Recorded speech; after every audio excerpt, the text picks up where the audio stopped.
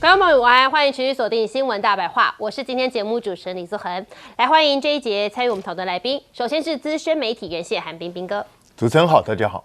前国安会副秘书长杨永明杨老师，做很好，各位朋友好。前海军舰长吕理事，主持人好，各位观众大家好。好，我们当然持续来关注哦。是现在呢，这个难道大家今天我们来宾大家都穿西装哦？可是呢，未来你能想象吗？这些西装的这些年轻学子们呢，要去工厂搬砖吗？好，这是川普哦，他直接在大学的毕业典礼上哦，就建议啦，因为我们现在不是呢，他说要美国制造嘛，那未来鼓励学生需要投身工厂哦，车厂，还呢要这些学生说，你不要天天想着搞金融，这是一个投机的行为。我们现在也来听。For the business majors here today, I challenge you not merely to use your talents for financial speculation, but to apply your great skills that you've learned and had to forging the steel and pouring the concrete of new American factories, plants, shipyards, and even cities which are going up all over our country. Don't just build a strong portfolio, build a very, very strong America, and you're going to do that.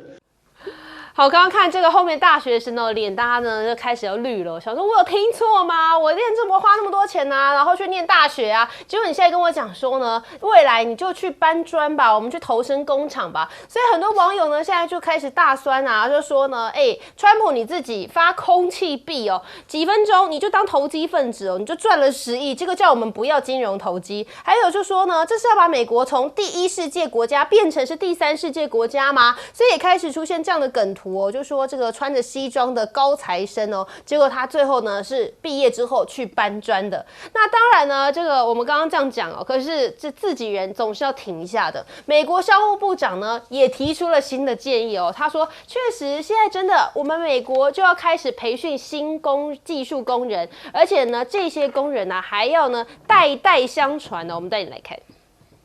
It's time to train people not to do the jobs of the past, but to do the great jobs of the future. You know, this is the new model where you work in these kind of plants for the rest of your life, and your kids work here and your grandkids work here. 不说还以为这要搭时光机回到以前吗？好，那当然，美国的前财政部长哦，所以就开始大酸了，说川普啊，政府在上任的这100天以来，对美国的经济就是灾难性的100天哦。你看啊，美国的股市下跌啊，美元也下跌啊，通膨加剧啊，而且呢，现在预期啊，整个衰退可能性还会增加，这更别说了，消费者大家信心崩溃啊，企业呢也撤回他们原本呢对于整个收益的预测。美企到底多惨啊？我们来看看 Nike 啊，现在这些呢76家哦，这个鞋类的生产商呢，他们甚至直接写信给美国政府，说要求对于产品要有关税豁免，因为呢很多的生产平价鞋类的这些企业呢，根本没有办法承受这样的关税哦，所以呢，如果不能够立即解除对等关税的话，那这些企业恐怕就要面临倒闭的命运了。不只是鞋类哦，还有呢，你看苹果最新的这个财报呢，更直言受到关税的影响，会增加9亿美元的成本，所以呢，未来这个可能整个预测都要重新大翻盘了。还有在麦当劳的部分啊，民众连吃个麦当劳，不知道大家中午呢吃个麦当劳呢，听起来很正常啊，可是对美国人民来讲，现在可能变成是一个非常非常大的一个恩惠了，因为呢，麦当劳的最新公告的财报哦，就说2020年疫情以来，你以为最惨吗？没有，现在是更惨的哦。麦当劳执行长更警告说呢，现在经济不确定性太高了，所以消费者根本就不敢走进麦当劳吃个麦当劳，连汉堡都不敢吃了。那你还记得吗？川普在第一任的时候，他当时啊就已经倡议这个美国制造梦哦，说 Made in USA 这样的梦想哦，那么还访问了10家工厂哦，结果现实是什么呢？还是有很多这个企业啊开始外流啊，然后基础设施啊的问题啊，长期是没有解决的。也就是说呢，你现在打出这个恐怕只能在梦中见了，现实根本就不是如此。还有分析人士就直言说呢，你现在啊要制造业要有一个黄金时代，问题是你工业生产光是设备恐怕就离不开中国了，所以你反而呢是为制造业回流设下了更大的障碍哦。也就是说，你现在关税那么高，我们需要买中国的这一些设备哦，那怎么办呢？钱更多了，谁要回去呢？所以呢，就有彭博就分析说，近期啊有180多间的公司是向美国政府提交了1100多项的申请，那都是希望可以得到买中国设备的关税豁免权。好，那现在消费者啊、企业界啊都在叫苦连天呢。可是呢，中国商务部就说呢，中方啊也有注意到美国高层他们多次的表态哦，所以呢，他们更要在评估啊整个关税的谈判哦，还说警告美方不要用敲诈或者是胁迫的方式哦。而且呢，你看整个美中的关税战啊持续下去的状况之下呢，还有业者啊就直接说，为了让你这些商品呢没有被牺牲掉品质，所以我们现在无奈啦，也只能涨价了。还有另外这家呢，这个是全球非常知名的电商平台哦，更就直接写出来，就是因为关税的变化才会导致我们整个营运的费用上升，所以呢4月25号开始价格也要进行调涨了。好，那现在还有外贸的玩具商啊，就说既然成本已经没有办法 cover 住了，所以好吧，那我就暂停和美国的订单哦，我宁愿呢把这些货品放在仓库里，我们也不要赔本来卖出来。好，事实上呢，其实这些精品玩具啊的销路啊，其实过去是没有在担心的啦，因为一定卖得出去哦。那很多企业呢，甚至啊在推动这些外贸优品啊变成是内销系列活动当中呢，他们也有这个内销之路哦。所以呢，他们原本其实在短短1个月时间是陆续进驻到了中国大陆的一些商店了。前景本来很看好，就没有想到现在遇到整个关税政策发生了巨大的变化。那就连呢美国卡车司机老板呢也喊话川普说你最好有空就来看看真实情况吧，因为他们发现很多货柜根本就没有这些货物，大家都不敢再买这些跨国的商品了。好，彬哥怎么看呢？刚刚这个川普的这番言论是要让美国重回发展中国家吗？不是，我觉得川普脑袋有洞，这个洞还不小。你有没有注意到你去哪里演讲？如果你今天是去，比如说这种技术学校或者工业的这种学校，这个 OK 的，没有问题。你讲这个刚好而已。你是去商学院演讲，人家要毕业，金融业不要去了。是他学的就是商，你叫他不要去做商，那你在干嘛？然后他重新再投入业界，然后重新从头再学起，你有毛病吗你讲话都不看对象的，是这样吗？而且我说真的，现在美国有这么多的工厂让他去做吗？也没有啊。那所以你是叫他们直接失业就是。所以我真的不知道川普脑袋里头到底装什么鬼东西啊！你自己实行的政策根本就不是往这个方向走，然后就你现在叫人家这样做，你现在已经阻却了制造业回去美国了。因为川普从来不去思考，他一直用一种很奇怪的逻辑，他认为就是因为中国啊、日本啊、韩国啊、台湾啊这些国家把美国的制造业偷走了，他就基于这种莫名其妙的逻辑才会得出这样一个莫名其妙的结论。实际上，真正美国制造业为什么会越来越少？因为在美国生产不划算嘛，对，因为它太高了，它有更好赚的金融服务业可以去做，我为什么要做工厂？我有毛病吗？我工厂成本这么高，利润又越来越低，这才是真正的原因嘛。川普不去了解真正的原因，然后用自己瞎扯出来的东西，难怪会得出这么奇怪的结论。然后川普的幕僚都是一群拍马屁的家伙，根本都不敢告诉他实情。这个卢特尼克，你好意思讲叫人家一辈子待在工厂？你就是一辈子待在金融圈的人你自己就是结果你自己吃香喝辣，叫人家一辈子就在待工厂，为什么？人家为什么要听你的？你是把美国人民都当奴隶，就是这些人就好好给我去工作就好了，那钱我赚就可以了，是这样吗？川普你自己跟你的好朋友们利用美国这一阵子股市的震荡，你们赚了几十上百亿美金，结果整个市场为了你们亏了好几兆美金，这就是川普在干的事啊！你们自己真的觉得过得很快乐？川普说这100天他觉得过得很愉快，过得很爽。那美国人民苦哈哈，这就是发展在眼前的现状啊！那现在其实事实一直不断的在告诉美国人，你们不可能完全脱离中国。川普说其实我们美国人都不需要中国啦，顶多就是他有30个洋娃娃变成剩2个，不是洋娃娃的问题你很多东西你没有了中国大陆，你就赚不动，就是这么简单。对，你工厂的设备需要中国大陆，你的零件需要中国大陆，很多东西如果你不采用中国大陆的东西，你的成本就会堆得非常高，这就是现状嘛。所以如果连这个现状都看不懂，川普持续这样下去，其实我会很高兴。为什么？我就可以亲眼看到一个世界霸权怎么样自己把自己搞死。对，我们现在可能这个走到麦当劳里面呢，也要感觉心存感恩，至少我还吃得起麦当劳了，杨老师。不，我帮大家整理一下，他去的是哪一家学校？各位知道吗？University of Alabama， 也就是阿拉巴马大学。这个学校在公立学校里面算是中上啊，你不要以为是 Alabama， 所以就好像是不太好，算是 OK 的了。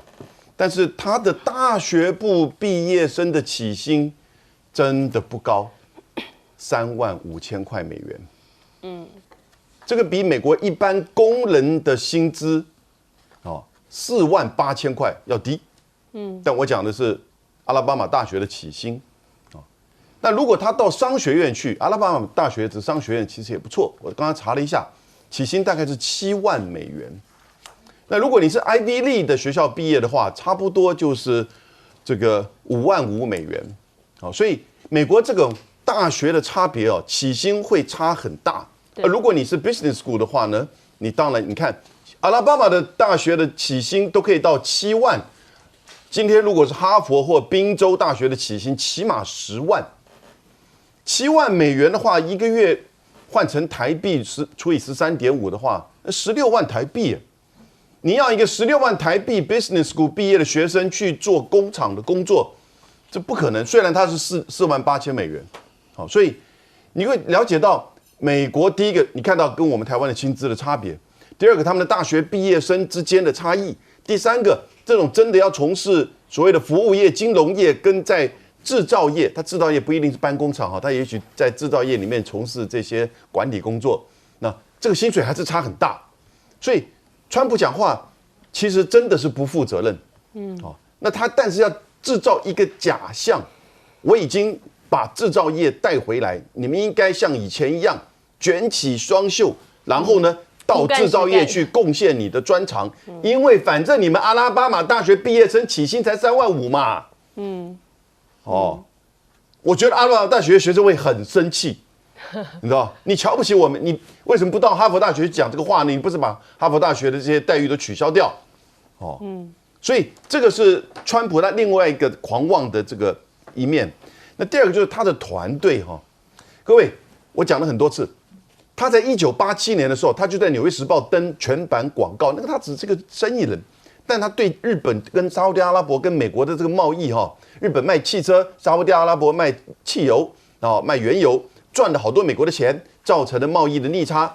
1987年，他就登广告说，我们要用关税让这2个国家不可以再占我们的便宜，对我们不公平的待遇，让我们的贸易逆差归零。你觉得有没有跟现在讲的话一模一样？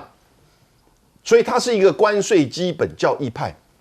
而当他开始进入到政治，2015、16，后来当上了总统，然后呢又在下来之后又在有机会回来的时候，多少学者、专家、分析师就不断的配合他的口味，写一些书，写一些文章。这些人在他们的业内都是三流不入流，同侪根本是不重视他们的。可是呢，川普就看到这些人呢，不管是米兰，不管是那个任何人即使是贝森特或者是这个卢特尼克商务部长、财政部长都是一样的，他们在他们的业内里面有一些表现，可是呢，事实上都是要来抢位置。因此，你就看到他现在这个团队不是说怎么有一些能干的人士，因为根本马斯克就要离开了，根本就是完全是一种像失速列车一样，川普在那边自己开得很爽，其他人就是在那边不断的加油添柴。那这个失速列车，然后呢，已经带往美国要走向一个我不知道什么方向，但是呢，他告诉所有的这些毕业生，你们赶快也帮我加油添柴吧，你们加入制造业，这是你们要进入到黄金的年代。你相信吗？对，这黄金年代会不会在梦中实现呢？来，舰长。史学家黄仁宇啊，他写过一本书叫做《万历15年》。那他为什么特别标举万历15年？因为万历15年，也就是中国大陆跟西方开始分开的时代，也就是说，西方开始注意到这个有关于数字管理，可是当时的中国还是原地踏步。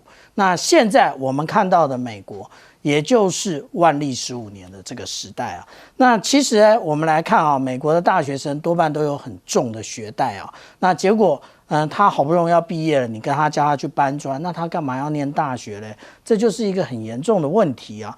第二个啊，我们讲到说有关于这一个那个购买这些装备，他要川普想要让再工业化，就是让所有的制造业回流。可是这些机具从哪来嘞？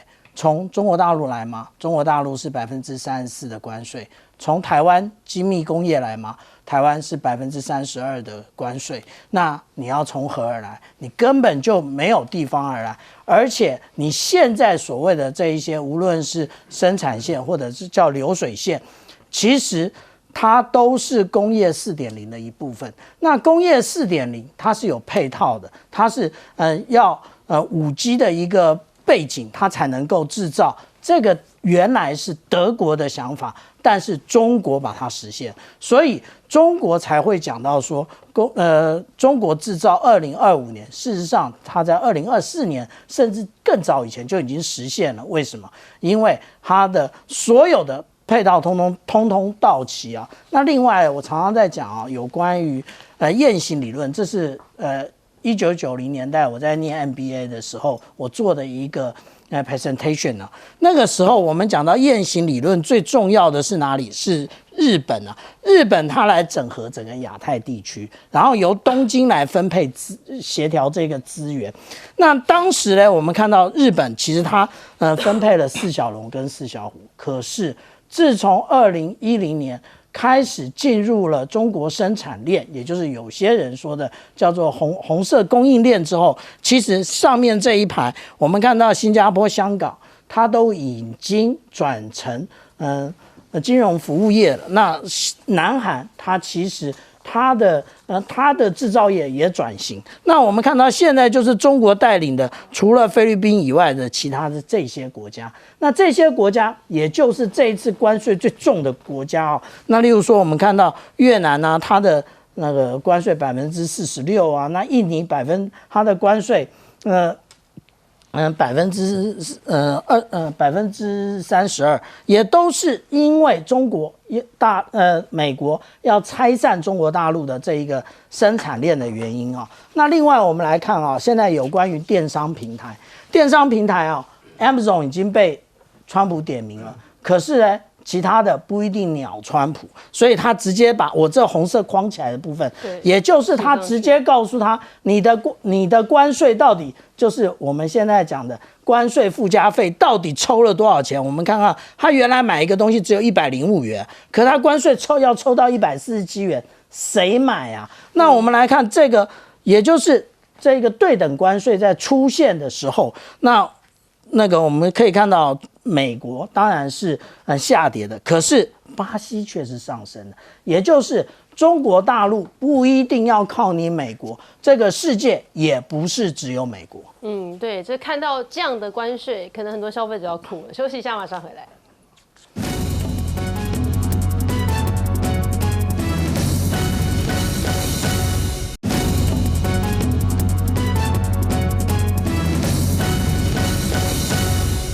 欢迎回来，新闻大白话。我们来看呢，刚刚其实上一节来宾们都纷纷不约而同讲到了川普的用人，所以现在我把它形容啦，这是政治晕船仔嘛，因为他其实很容易受到别人捧他啊，马上呢他就觉得，你跟我是同一个阵营的人哦。好，我们来看呢，像是过去卢比欧啊，他曾经呢还警告说川普恐怕会对国家安全构成威胁。但是你看看这个他现在啊是身兼4职哎。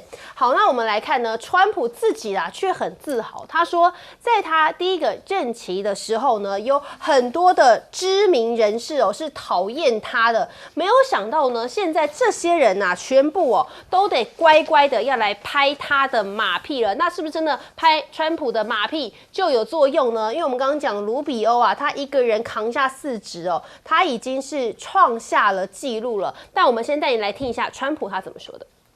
If you look at some of these internet people, I know so many of them. Elon is so terrific, but I know now all of them, they all hated me in my first term, and now they're kissing my ass, Do you know? It's true. All of them. 好，川普呢真的是满满的自豪哦。好，那刚刚讲卢比欧呢，他包含是现在是国务卿啊，还兼任了什么国家安全代理顾问啊等等的职务哦。那当时呢，回顾2016年的时候，卢比欧还曾经说川普是对国家安全会构成威胁的人。如今8年过去了，他却变成是川普的忠实支持者哦。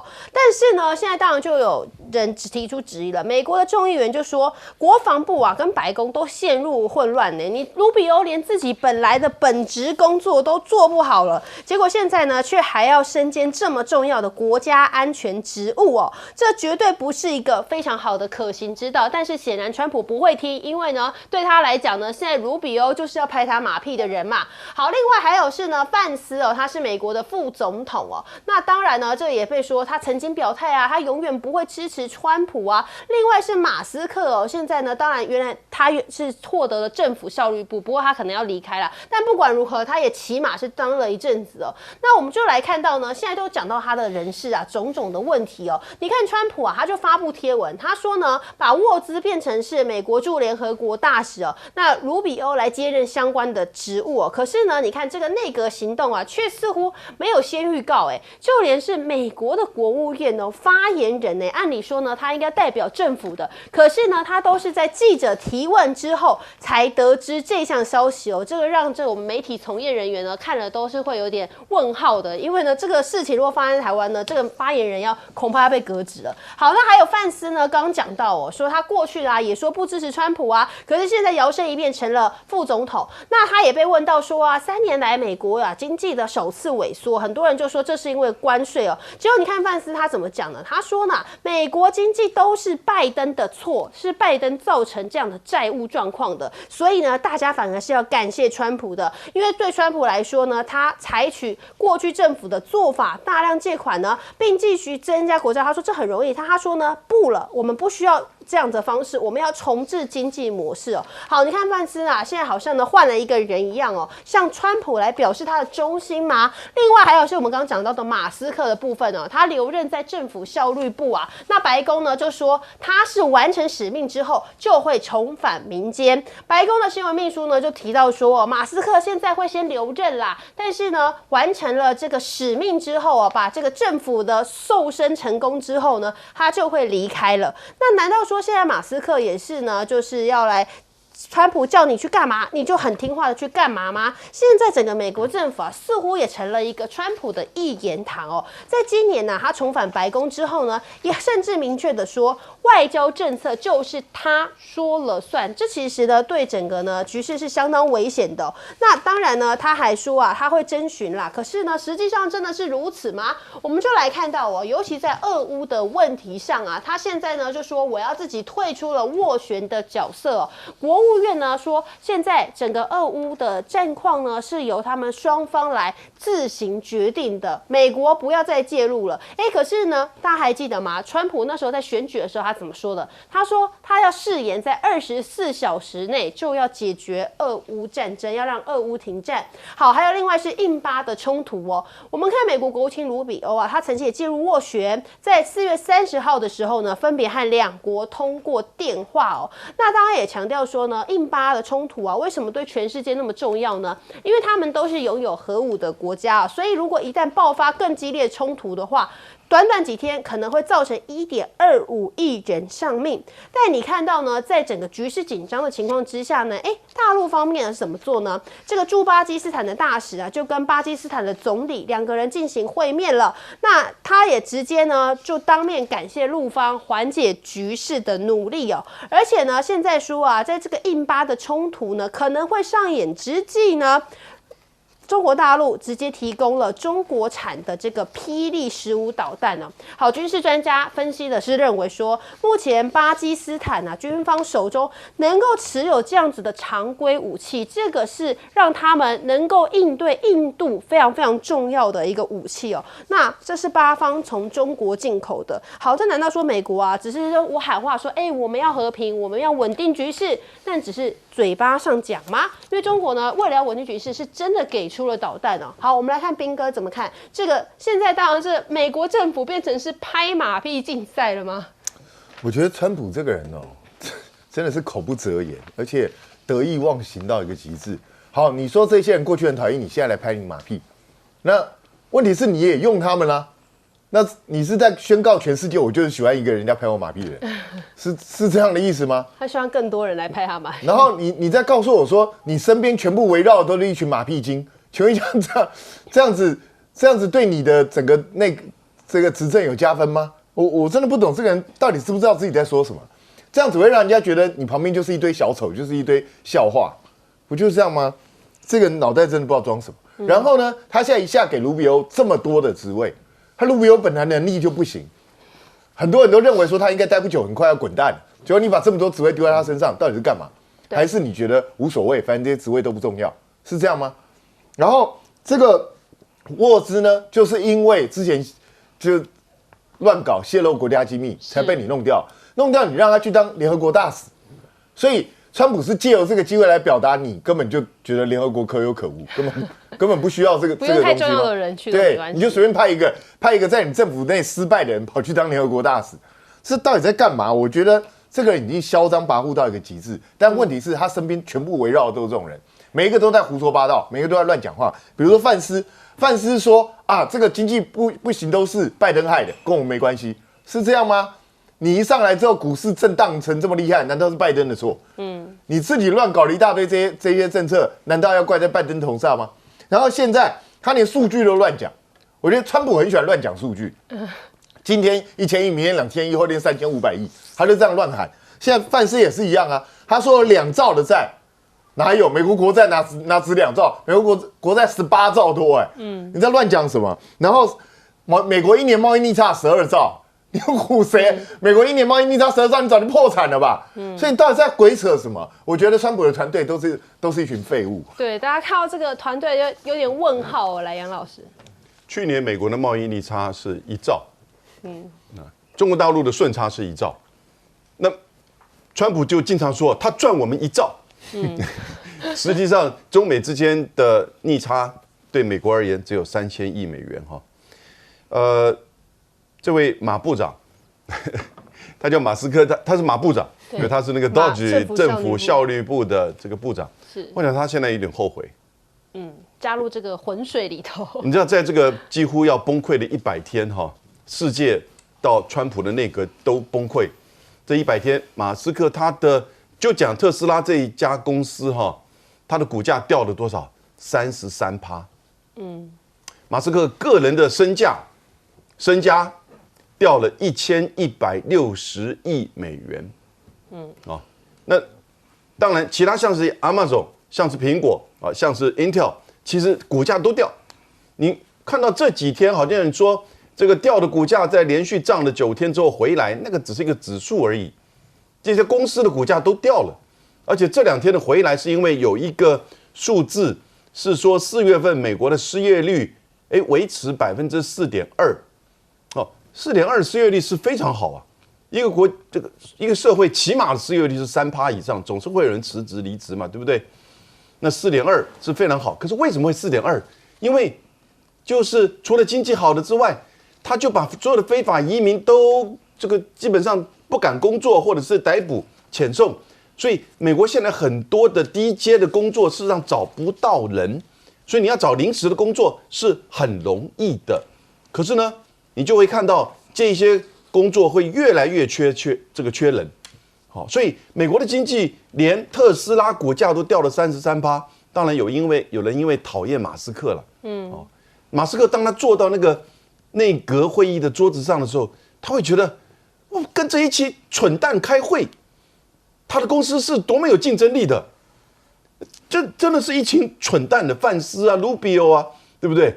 好，所以他会觉得说，那我到底在那边做什么？那你自己在做什么？你自己的决定啊。你本来是说政府效率部要能够削减整个联邦政府2兆美元，结果这个100天你只达到了1600亿美元，而且很多的经济学家，连保守的经济学家都出来了，他说你削减预算之后啊，事实上造成更大的开支，那因为你这些功能服务你没有办法消掉，那同时你有办法消掉大笔的这个预算，比如说军费，比如说这个福利支出，那但是呢？这些你都消得细枝末节，搞到后来，其实你变成一场寂寞，一场空虚。马斯克他100天很了解，也不要再跟这一群蠢蛋在一起。你再跟他在一起，你股价不知道掉了多少，赶快离开吧。来，舰长，我们来观察这个川普无论是1.0或者是2.0，他的政府有一个非常特别的现象也就是要拍马屁。那如果你不拍马屁呢，你就是第一个被换掉的对象。至于做得好与不好，不是媒体决定的，媒体越说不好的，那就表示越站在川普这一边，那表示干得越好，所以川普就会觉得好棒棒。卢比欧不是吗？卢比欧截至目前为止，我们有听到他说什么了不起的发言吗？没有。这个在我们讲到这种官场文化里头，就是听话，然后长官说的绝不怀疑，然后例行到底，而且不断附送。这个就是我们刚刚讲的，无论是卢比欧也好，无论是范斯也好，都是这种人。可是呢，沃兹本来也想做这种人，可是不成功。那最扯的也就是他5月1号被换掉。可是我们看到他4月29号他还在这个国家利益期刊里面写到这一个时代其实也就是这个川普的这100天，其实是美国最好的100天。然后在这个百日胜利里面呢，其实他说比这个拜登那灾难性的任期还要安全也就是说，他在这里面写了什么？他讲说1月20号这个川普总统就任之后就干了什么巴拉巴拉巴拉一大堆的事情，这就证明了一件什么？他知道他的官位快要不保了，赶紧上媒体拍马屁，结果马屁拍得太晚了，其实没什么用那有关于印巴的部分那其实呢，如果说换了是以前的美国的国务卿，应该是赶快前往这个地区，然后适合的弭平。现在有吗？没有为什么？因为川普不想管而且甚至拱火的就是美国但是我们看到这个印巴最跟那个其他地区最不一样的是，这个2个国家通通都是有核弹的，也就是如果以巴基斯坦来讲它有170枚。那如果是以印度来讲，它有180枚，而且它都是有推升载具的。那至于说我们看到跟中国大陆是不是朋友，这时候就可以确认了。为什么？我们看到这一个大家比较喜欢叫它叫枭龙战机那枭龙战机其实我们可以看到它这里面有1、2、3、4，这个都是霹雳15的飞弹，而且这一个不是外贸型，射程只有145公里的。因应这个印巴的这个危机，中国大陆直接运了他们自己解放军在用的200公里的霹雳15，这个就是为什么中巴之间如铁一般的兄弟感情才是这样。美国是这样吗？美国没有美国还特别的提醒那个巴勒斯坦，你千万不要用 F16你用 F16以后你就买不到料配件。对，是不是朋友？这个看得出来休息一下，马上回来。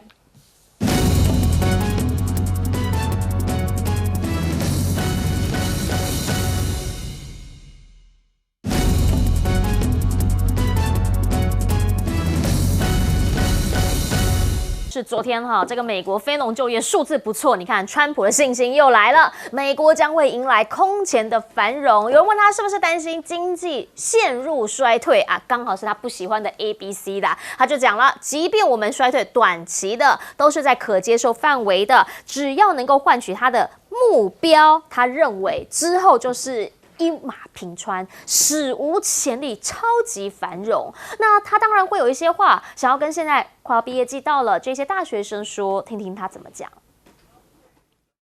Majors here today, I challenge you not merely to use your talents for financial speculation, but to apply your great skills that you've learned and had to forging the steel and pouring the concrete of new American factories, plants, shipyards, and even cities which are going up all over our country.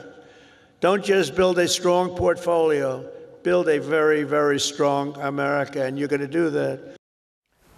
好，叫人家你不要想要做那些投机的工作啦，华尔街不适合你要好好的做正事、做实事，进车间里面搬砖好吗？商务部长讲的更直接了，现在未来新的工作模式是终身工厂工作，为你的孩子、为你的子孙，我们要把这些制造业通通拿回来。可问题来了，这真的是一夕之间能做成的事吗？大家也想问，那你们自己的孩子真的会去工厂做零工吗？再反过来问啦，现在呢这个过渡期，很多人生活不好过嘛，那个川普叫人家本来买30个娃娃，现在买2个娃娃就好了，一个娃娃比较贵没关系嘛，就贵那几块钱，多掏钱不行吗？白宫幕僚长直接告诉你说，其实几乎所有的消费者都是同意的，这是没有关系的事情。但真的实情是这样吗？还是他的民调跟一般人不太一样呢？原因是因为现在的美国人已经变成怎么样，被川普逼到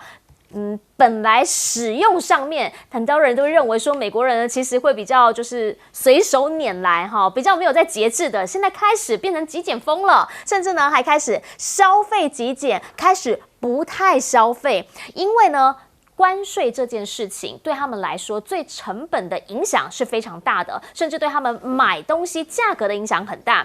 光是苹果估计在今年关税之后会增加下一季9亿的美金，这只有成本而已。所以美国的民众现在根本不太敢花钱，甚至就连麦当劳都不太敢吃了。对美国人来说，相对便宜的麦当劳也业绩下滑将近3.6%，这是疫情以来最糟糕的表现。多少人是在等疫情这一波过啊？结果现在呢，疫情过了，却是迎来了关税，甚至呢，中港的小额包裹关税生效之后，也发现了 Temu 呢这种比较低价的电商也已经暂停从中方向美国这边来邮寄货物，所以没有货。没有船，那没有货没有船，你就觉得把中国商品挡在外面了吗？你要知道，货船进来之后，美国那么大，会有卡车司机，会有物流业者，他们也没工作了。听听他们怎么讲。We're angry at Donald Trump. Like I said, maybe he can set some times up to visit some of the ports in the country. We have New York, Miami, Long Beach, San Francisco port, and they're all going to be the same. Every port you go to, you're going to find people like me, and they're going to say things like I'm saying. They're going to all sing in the same song. So maybe he needs to go check out the country a little bit because he has a lot of angry truck drivers that's losing business and going out of business. 好，这些人他们赚的是日薪啊，是每一趟多少钱？没有东西进来，没有工可以做，就没有钱。甚或呢，有配送中心已经开始必须要关闭了，那这影响的是将近500人工作可能不保。协商也说了，短期之内我们尽量的移好吗？但产线真的没办法一夕之间移，很多都是在比如说越南啊，或者是海外地方嘛。那 Nike、Adidas 就开始讲了，你能不能先给我们豁免关税？不然的话，我们真的面临的是生存威胁，不是多付钱而已。其实现在呢，有很多的美国企业讲的是，拜托你能够给我们一些宽限。不止如此，也拜托你不要什么都进好吗？你要我们把制造业拿回来，至少给我机器吧。机器现在哪里做？大陆做啊。录制机器能不能豁免关税？大家开始纷纷提出邀请了。美国媒体也直接讲嘛，川普你想要一个黄金时代，你要工厂，工厂也离不开中国机器啊。那这一些你全部也都禁，你其实就是阻止了制造业回流美国。有没有想过你的政策其实会导致什么样的一些后果呢？现在有人讲，美国是不是不见棺材不掉泪呢？今年第一季的 GDP 其实已经萎缩了0.3%，但是川普呢仍旧认为关税是一个好棒棒的东西，所以大家就在讲，是不是他真的就要急速的冲向一道墙，然后发现真的冲不过去，他才会放弃呢？但是那个时候，大家生活会变成什么样子？想请教一下张金，你怎么样来看？原因是因为。当然啦，很多人都说经济衰退现在的这个数值几率一直往上飙，但川普一直讲不会，那叫短期的阵痛痛。关税的后遗症呢，现在就跟那个 COVID-19 一样蔓延开来了。因为大陆它大批的制造的东西呢，就是一般普罗大众要用，你可能川普用不到，马斯克用不到，但一般老百姓家里面天天都要用，所以这个问题啊，就造成很多的现象。你现在去喊话没有用的。一个家庭主妇到菜场，一个夫妻到人家百货公司，你就发现要买的东西是空的，或者是人家囤货的货品价钱超高到你家庭的预算。是老百姓有没有感觉啊？所以你这个川普的喊话有什么用啊？最滑稽的是，川普跑到商科学校去讲，你们进入工厂。将来有终身职业的工厂，我告诉你，多少工厂是没有终身职业的？你底特律那么多汽车工厂，说倒就倒，说垮就垮。当你的商品没有办法有竞争能力的时候，工厂就会关闭啊，大批的失业，那就是可期的。商科学生就跟台湾的学生一样，希望做白领白领薪水比那个蓝领的高一点啊。你现在人家读了4年的商科，你叫他去到工厂去当搬机器的工人，当操作人，而且现在还有一个趋势啊，你看美国跟中国大家都在秀机器人，对，其实机器人的功能不是在那里跳舞炒菜，机器人就是代替工厂里的劳工。是，你像中国大陆的杭州码头看不到人了，也看不到司机了，看不到吊车，它自动在做了。就是说，将来自动化里面失业的人口更多。那现在为了什么小型企业啊，跟这些政府裁员的，这个失业正在慢慢扩大。你不要讲现在就业人口增加是大学刚毕业的就业人口增加。我跟你讲，失业最悲哀的就是中年失业啊。中年人失业是最可悲的，为什么？房贷、车贷、学贷、上有老下有保险贷、儿女的开销、自己的生活开销，压的已经是收支几乎是月光族了。你现在叫他失业，真的这个会造成家庭不幸啊，因为走投无路嘛。很简单，你像我们这个行业，军人呢，学的是杀人放火，到退休很多就只能当大厦管理员了，他没有别的专长。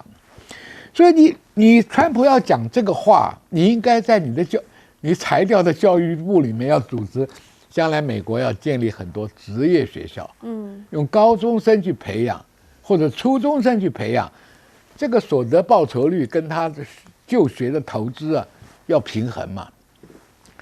美国的大学生花了这么多钱，一个学分一个学分算钱，然后毕业以后叫他到工厂，他的收入他愿意干嘛？所以这些话就是代表川普你完全不食人间烟火你也不晓得市场的行情呢。这些商科学生会听你的吗？你简直是胡说八道吧！你对美国的国中生、高中生讲这个话，也许你有本事像德国一样培养高级技工，是对不对？他才有这高价的产品。你美国这些你想想看，号召世界工厂回来，你有哪个工厂愿意来？只有呆呆的台湾愿意把台积电送去，其他的工厂谁有那么大的本钱投资？你的工作工会又不稳定，旁边邻居告你这个，告你噪音，告你污染，做不下去的。所以你要想，美国走错路，把金融界搞了，金融业、服务业那么大，你一下子要转换到生产业。不是一天呢，中国大陆花了20-30年才把制造业给弄出来。你今天川普要转弯，你有这20年时间吗？是鬼扯了。但其实我们也想请教一下聂建中老师的原因，是因为现在这个产业链的问题，川普一直说他把制造的业全部拉回来，整个生产线全部拉回来，但是他就直接的问嘛，我也要买机器呀，机器也是大陆制的，大陆制也要课税啊，你什么都要课税，你总是要有些豁免吧？大家开始在吵这件事情了。是我们在学经济学，基本的2个要素，two factors most important， 但还有其他要素，最重要一个是劳力 labor force。第二个就是 capital， 现在这2样东西，美国发觉不对，怎么都在外面？而且以前他认为很落后的国家，劳力密集给他拿走，资本密集他也可以取代，所以美国现在有点慌，所以他讲了很多的话呢，都他的异想天开。不过重点是，如果分开讲说，他的理想是在的哦，他把制造业拉回来，创造就业，这是很好。然后呢，还讲到评级，华尔街他们美国就是很清楚嘛，它就是长久。我们讲4种工业，最基础的第一类的工业就是农林渔牧，然后第2级工业就是制造业，它制造业真的空洞化了。第3就服务业，东岸华尔街服务业，第4就是资讯业，矽谷，它大概就 focus 这边，也赚足了全世界的，说不好听点，除了贸易财之外的服务财，他们拿走了。但重点，他这个理想很好，他也讲了这样的一个话，说，金融界的人，您不妨就去做制造业。我跟你讲，这个是理想太美好，但是登天之难呐。知道最少3样东西，大家也分析过，他做不到。第一个，美国的劳工素质，像刚刚将军讲的，他们大家都想做白领，而且还不止。就算我们东方人现在也想做白领，想休闲一点，但是我们吃苦能力可以奋斗人是超过美国人的哦。我们这个计算那个时间，愿意加班的这种精神也是比他们强。这个第一个他们就已经输。第二个，建厂不容易啊。建厂除了劳力之外，像资本财，它有些东西他们已经锻炼，就像你刚讲的，锻炼他们要马上把一个厂建起来。我跟你讲，还是要很多大量外面来的一些机械设备，包括台湾、中国。我们的对岸现在很多，如果现在也断了，它也就很难做。所以建厂这是想得太简单。第3个还有一个更重要的，那基建狂魔就在我们的对岸。请问到现在他们盖了一条高铁吗？他们想从拉斯维加斯跟这个我们谈发财车嘛，过去要拉到洛杉矶，对，谈了多久？10几年没有成功。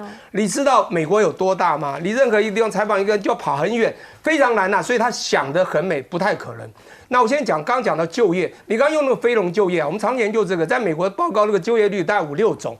非农就业是什么？它是一个短期的就业动能。是我们在照常看一个国家的未来是看真正叫失业率。什么叫失业率？就是很多人想积极工作嘛 ，active looking for job， 积极找工作的人却在 labor force 里面找不到的。叫失业率，这是看中长期是看这个。我们今天讲，不管关税或美国现在经济的空洞化现况应该是看失业率的慢慢走向。虽然他在 COVID 的时候发债啊，所以让他稍微的稍微减缓，但是这次关税会让中长期的失业率增高。所以讲了这个暂时的非农就业，那个没有太大的意义，那是短期动能。我就想举一个很有趣的例子啊，我最近就常在想。你知道吗？有一个家庭非常富有，是家庭很多家族，爸爸妈妈常带着小孩去海滩啊、沙滩啊，去玩得很快乐，甚至于去打高尔夫球。家里很漂亮，就找一些外劳出来，或者外国的移工来帮我做事，帮我洗地，帮我煮饭，帮我做任何家事。然后你回来，哎呀，你好辛苦，给钱。结果呢，他后来没钱，就到银行一直去借钱，越借越多，他越过越很舒服，对不对？可那些人因为辛苦劳作，就一直存钱，结果发现他的钱全世界辛苦存到银行的，他去借了钱。他有一天回来发觉不对，你们怎么拿我那么多钱？因为他帮他做了很多事，让他生活的不错。我现在要把它拿回来，我全部要吐回来。结果他不知道，我债券竟然欠这么多，债务你们还买我债，他还不高兴。可是人家也可以把他债全部叫他退还，就他这时候债务如果被人家抛售，他就完了。所以他现在慌了，为了救他，现在跟他家族人，这个家长很聪明，自己的小孩都是想过了优异生活。你知道由奢入俭难啊，由俭入奢易嘛。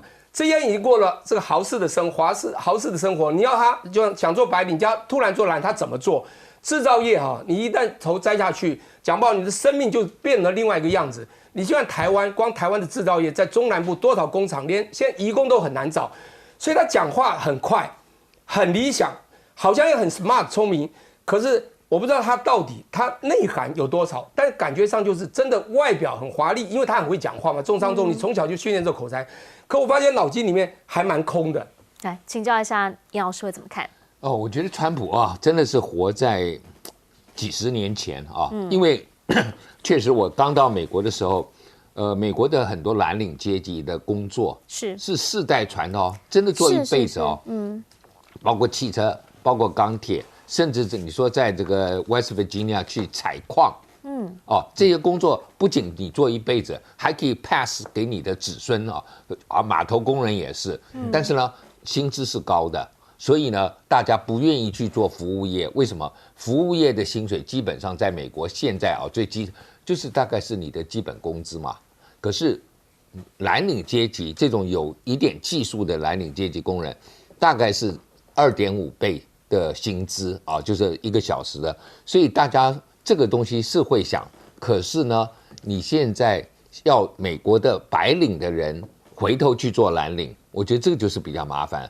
过去他们可能从小都是蓝领的爸爸看了爸爸，然后接着爸爸的工作，那都在蓝领里头，那也维持生活不错。你现在把他们搬回来，那有些已经离开了这个蓝领的，走到白领里头，再叫他们回来不容易，除非你薪资可以变得特别高我觉得这个，但是他们有工会保障，可是呢，对于美国的很多的大企业来讲，最大的问题还是这个，就是你在上面的管理阶层。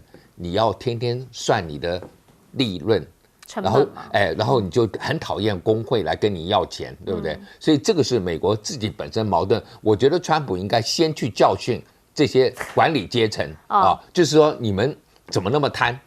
其实川普也贪了所以大概很难讲。但是最主要，我认为今天川普还有一个没有认清楚美国的一个状况，就是说你今天。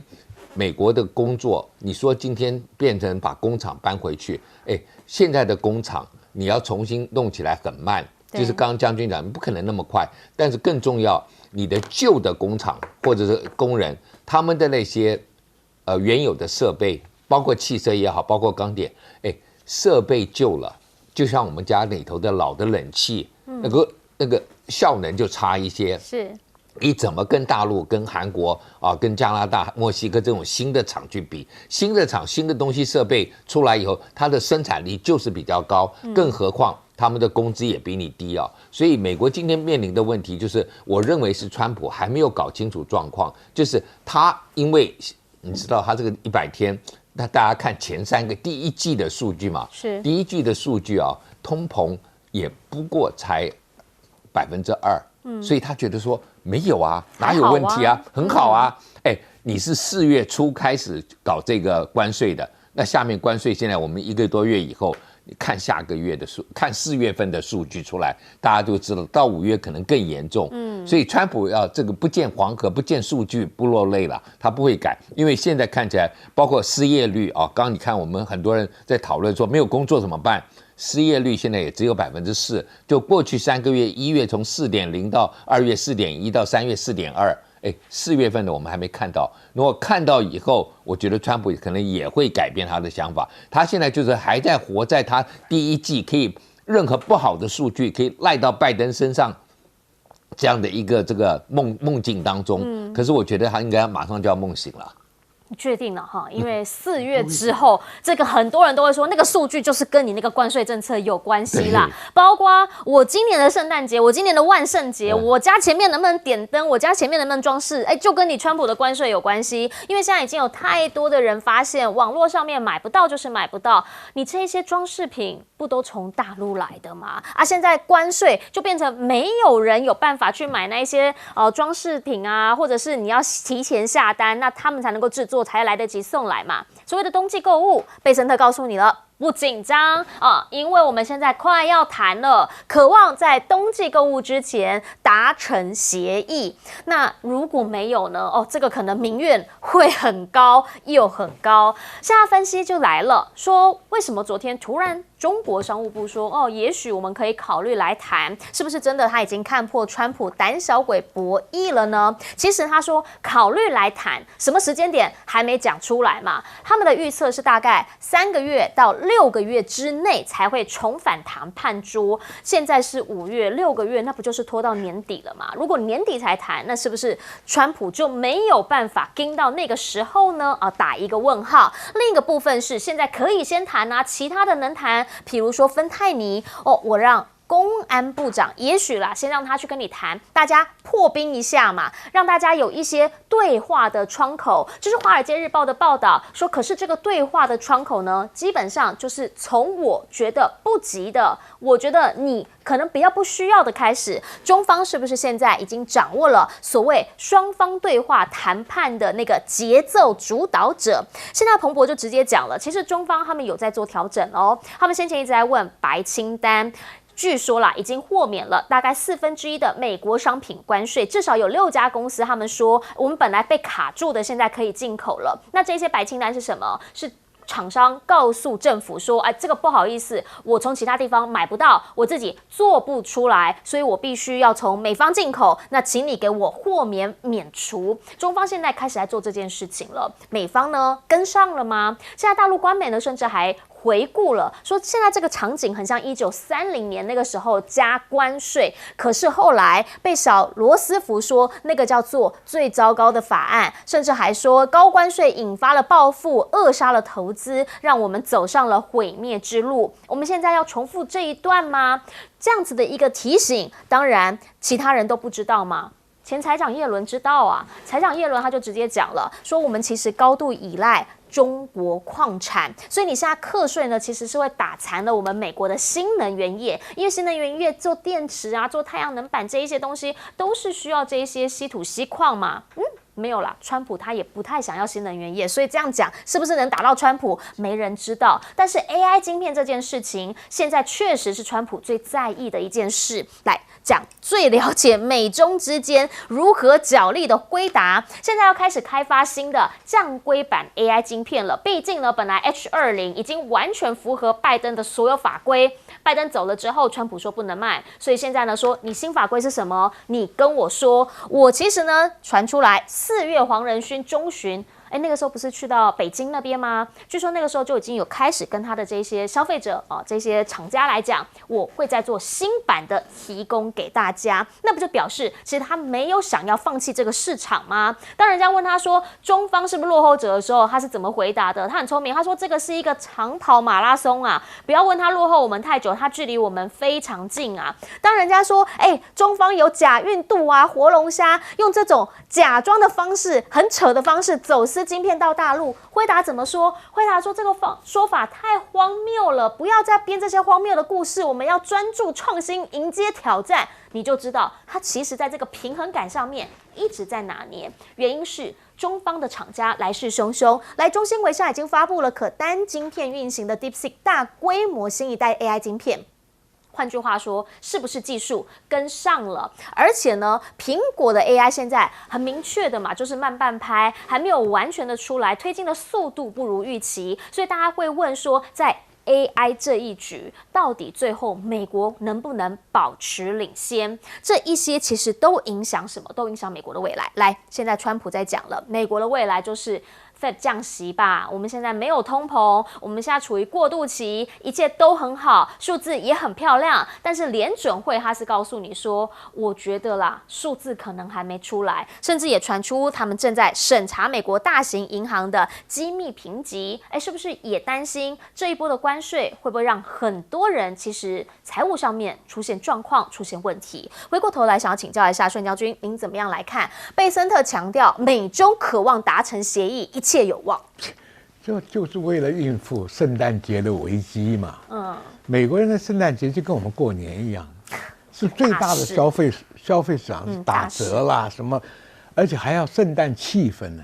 你叫中国人不吃一顿年夜饭，这个家还行吗？过年的时候没听到一点鞭炮声，好像不是过年。在美国是你没看到圣诞树，没有那个光。一大堆灯泡的那个圣诞树下面堆满了礼物，这是他们一年消费最大的一次嘛。因为过了这个就开始打折了嘛。圣诞节也开始打折，为什么要促销？那些圣诞树下面堆了10几个那个小包裹是什么东西？我跟你讲，80%都是中国出口的吧，玩具啦、礼品啦、家电啦、电脑啦、笔记型都就这个东西嘛。这个圣诞节过得凄惨的话，那美国老百姓会对你这个川普还抱了有任何希望吗？中国人说哎，我让你过不了年，这个是很严重的一件事情哦。在美国人来讲，我让你过不了圣诞节，这简直是，所以他财长就讲，我们会提前谈判，让圣诞节大概不会有问题。你越是讲这个，就代表你越怕嘛。我想中国大陆不捏了这个时机点一点给颜色看看吗？这叫有感的反击啊！哎，反击金融数额并不大，但是让你家家户户都有感觉，这是很重要的一个反制手段，让你有感。有的东西是无感啊，辉达晶片只对那些公司老板有感啊，对不对？我们一般平民从来不会买非辉达的晶片嘛。第二个，辉达黄仁勋也在玩一个把戏，你不要把他看成中国人啊，他是标准的美国人啊。他前一阵子，你以为真的是台湾小吃好吃跑来吃的吗？早就有阴谋要把台积电啦、封装厂啦、测试中心呢要移到美国去，因为他为什么要移这个呢？他要弥补 H20，美国不准他卖，他每年要损失50亿的美金呢，所以跟川普编了一套谎话，将来 AI 是我美国最强大的产品，台积电来了，我将来可以有5000亿的变成领先全球，但是他心里面有个隐衷，他也讲了，华为会赶上来啊，因为黄仁勋的晶片很贵，算力很强，但投下去的资本呢很大，不管是硬体设备或者软体训练软体，那个是天价。刚好碰到中国有个弯道超车，他说我不走你这条路，我走你这条路，我跟你同样要花这么多钱，这么多机器，这么多训练课程。我走 AI， 走 DeepSeek 第一代出来，第二代又出来，这个东西用的技术不一样，结构不一样。突然发现这些小兵立大功，投资这么少，效果跟你差不多，能够达到你90%的效果。人不是一定要算到东西，我算到100%啊，我够用就好了。所以这黄仁勋，第一个，他这5000亿资金是不是筹得到？这是第一个问题。我现在很久就没看到孙正义出来了。对不对？那你黄仁勋一个人拿5000亿出来吗？川普是很小气的哦。以前拜登晶片法案还给台积电有60亿美金的补助款，川普上台1毛不给啊，是，对不对？所以现在问题，我跟你讲，贸易战不是100%全部都堵死，我急需的，我想办法免税。美国何尝不是把 Apple 的晶片免税了？他不免税，美国手机卖不动啊。中国大陆也有一些东西是一定要跟美国买的，所以双方就是在权衡得失利益里面会开放，但主要主打的东西，像农产品呢，像这些东西，那就是战到底了。这个态势就这样。是，请教一下聂老师，你怎么样来看 ？OK， 我觉得如人饮水，冷暖自知。本人在美国待10几年，读书时候我做生意。我一开始都批了1/3散装货柜，我进了圣诞树、圣诞灯、圣诞彩带以及各种圣诞东西，很好卖。做贸易的就是您。我从很久前，我是一个外汇的攻击者，我在美国是赚钱回台湾的留学生，因为我家太穷了，这是事实啊。那我开过2家公司，我后来开货运公司。我要讲的是这一块，我一去就租了10 by 10 by 10的 warehouse。那个圣诞树一到了这个时候啊，刚刚将军有讲到，气氛太重要了，生活上精神层次的提升就要靠气氛。每到这个时候，我跟你讲，晚上开车出去看到每一栋房子外面都像一个小人国的房，好漂亮哦！我跟你讲，他现在雪人什么红帽不戴没关系，圣诞树没了怎么活啊？没有灯在那边亮怎么办啊？我跟你讲，这个很重要，没有错。所以呢，我觉得他们现在你知道，当这个关税一提高，美国发觉生活不只是我们讲金钱上的问题，光你生活上、精神上的问题都受创哦。所以我觉得他会被急，但我讲这个Bason 呢，他讲了2句话，我觉得很可笑。他说渴望达成协议，他们一直在渴望啊，一直在殷盼望啊，是他们一直在讲。对岸发出的讯息不是这样，对岸不会不想谈，非常想谈，但是要有条件哦。所以底期间中国拉好高啊，他又讲到一个说，关税战还坚持说我们美国是占上风，我觉得很好笑。你丢出关税，你从头到尾就说你赢定了，对，现在讲的是我们还占上风，你怕了，你明明就感觉已经输了，那中国为什么一直不跟你谈？我跟你讲，中国会谈，但是不管3个月6个月，谈也是赢，不谈也是赢。美国谈也是输，不谈也是输。我怎么分析呢？因为现在谈的就是美国现在越来越想要东西了，再不谈，我经济也不行了，我生活也不行了。我跟你谈，我让吧，我再让吧。川普之前就讲过啊，我并没有要磕那么高，磕那么高，我们2个都不利。他以为他吓到人了。别人根本没吓到，别人是有吓到，但是底气开会说我们慢慢来，开入3个条件嘛。你每次诋毁我们，第一你要谈可以，我们要出面，第一不要诋毁我们，第二你的每次讲话出尔反尔，心欲不在嘛，不要有再变化，这样。第3个你要尊重我们，我们的政策老是影响。这个会影响到我们台湾，他当时未来的解放这个想法，这3个要达到啊，你知道吗？所以我觉得他们会谈，他一定要慢慢告诉对岸，你还会变，不会变，我们出面谈吧。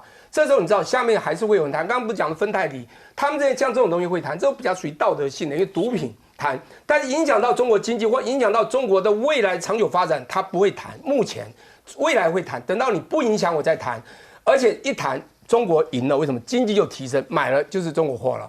开始你要降低了，我跟你讲，中国现在会放一些，我觉得我们在经济学学得很清楚，叫做价格的需求弹性，需求的价格弹性，东西都有价格变化1个百分比，需求变多少个百分比的东西，高科技的东西那么需要，当然它的价格弹性非常小嘛。这时候你会发觉中国也会有些降，美国也急了也会慢慢降，你就会发觉一提高以后马上都会降。我们再慢慢看未来，我先必须讲是说。中国现在它底气真的是越来越高，我怎么看呢？就它很多招我都不知道还有多少招，它一招一招丢。我们管以前抛债潮不知道是不是它哈，它是其中之一。再来又来了波音事件，有没有？快200架，你到谁来接这200架？而且你卖方你要卖大东西出去，没有人买啊，很难买。而且我们找买方也容易，我们可以就卖主也好找，到欧洲去买也可以，甚至欧洲要进C919了，最后又丢入了稀土，刚刚不是讲的矿产吗？叶润讲的那个很重要，而且他用防洗产地的学美国的方法，以牙还牙。韩国你也不能去卖了，我们只要稀土给你东西不能卖。印度他也讲，你买波音就不给你。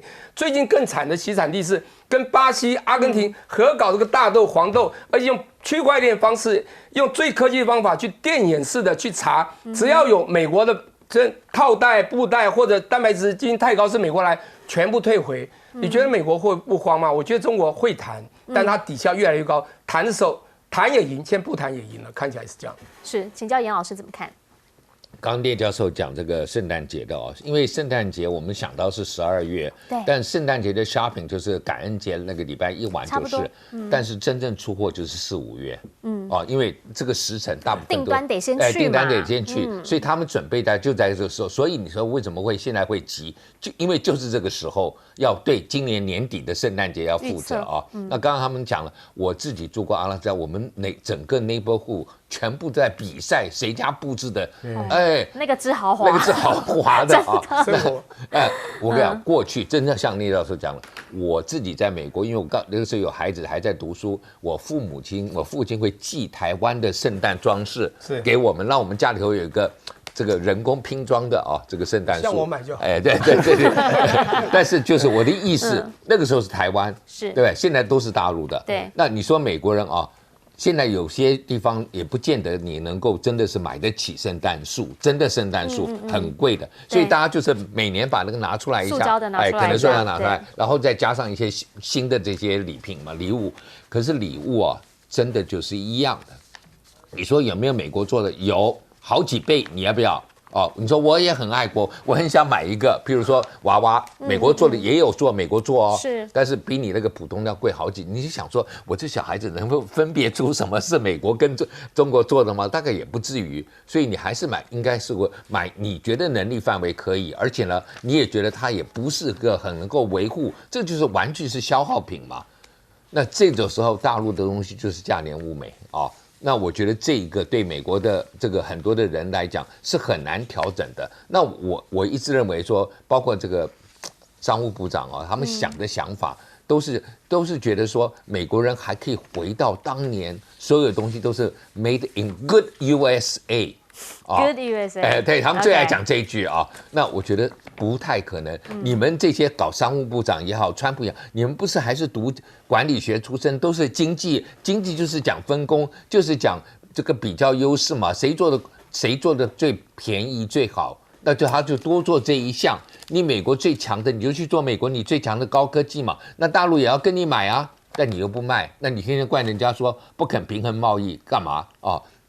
因为你做的最强的东西，你不想卖给对岸那你想要这个买对岸的东西，对岸你要觉得要把它加关税，可是这个是一般老百姓要买的东西，包括我们讲说圣诞节也好，或者是说到了这个，包括我跟你讲，所有我在美国看过，马上July the 4th啊，就是7月4号来了，烤肉架。也都是大陆做的，所以啊，这些烤肉的这些烤肉架这个东西啊，也都是大陆做的。所以你现在真的你要说美国的生活要远离大陆啊，真的还不容易啊。